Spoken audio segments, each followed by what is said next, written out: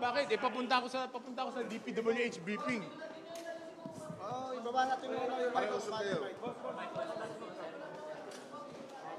Ba't si Alvin, dito tinawag na? Okay. Boss, okay na? Kung live dito. Meron na ba? Hindi ko pa na...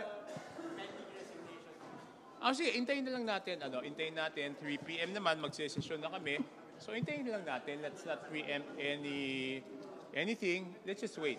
Malapit na 3 p.m. na lang.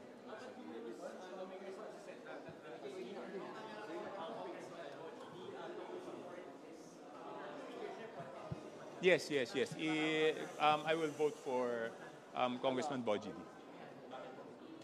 Hindi, kasi magkakaroon ng leadership na change, di ba? Ito yung first step naman doon sa reforma. So, bigyan naman natin ng pagkakataon, di ba? So, does that mean, sir, that you will no longer be independent? Hindi na. Si Alvin, nakausap ko, ganun din. Si Duke, parating pa lang si Duke eh. So, mukhang ganun din. Mukhang ganun. Kasi di ba, ang reason lang naman namin doon is... hindi kami, we were saying naman, supportive kami kay Presidente BBM. Yun lang nga, yung speaker ang hindi namin kaya boto. Since magkakaroon ng change ng leadership, supportahan natin at tulungan natin.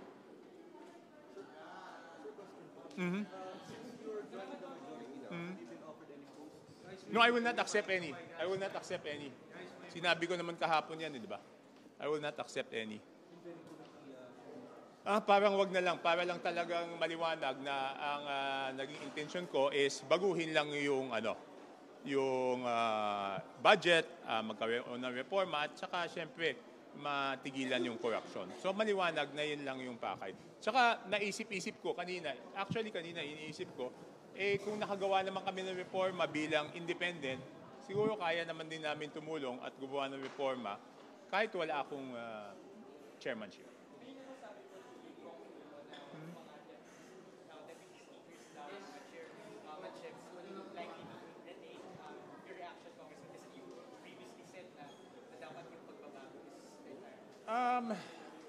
Yung iba do, ako I'm just one vote, Kung tatanungin yung opinion ko, meron namang deputy speakers na dapat maiwan. Tingin ko, meron din naman dapat na palitan.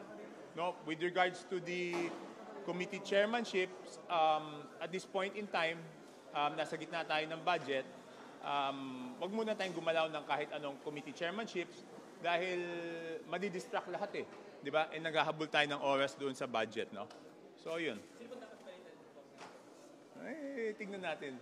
Siguro naman, sana naman magkusa sila, di ba? Sir, what other steps should the chamber take to manumbalik yung public trust? Hindi, kasi the first necessary step is yung pagpalit ng leadership. Ngayon, depende na yun sa liderato kung paano nila gagawin yung mga reforma na kailangan para bumalik yung tiwala. At yung first talaga dyan is yung budget kasi yan naman yung pinagmulan ng lahat. Nakita naman natin ngayon na yung budget this year is much more transparent, may mga changes naman na ginawa. So, ito na yung mga hakbang para magtiwala ulit yung tao sa House of Representatives. Okay, thank you. No, let's give them a chance, Kasi unang araw, if ever, hindi pa nga nagsisimula, di ba?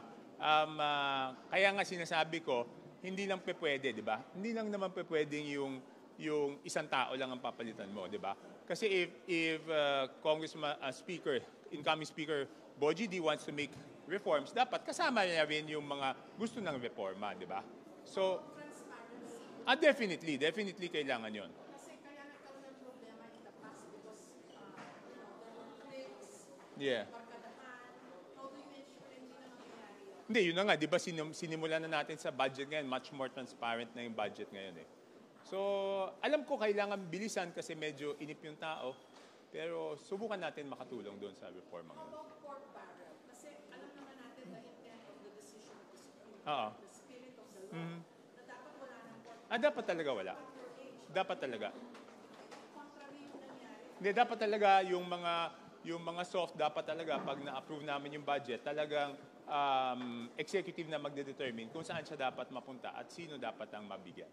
Di ba dapat pag-legislate na lang daw ang mga kongresista at mga senador, huwag na makialam sa Hindi, tama. Ibig sabihin, part kasi nung, di ba, the budget is a law, di ba, na pinapasa. Siyempre kasama doon yung pagtingin kung tama ba yung paggastos ng pera ng gobyerno. Pero dapat pagkatapos na maaprubahan yung budget, talagang purely executive na lang ang mag-implement ng budget. Thank you, thank you, thank you, thank you, thank you.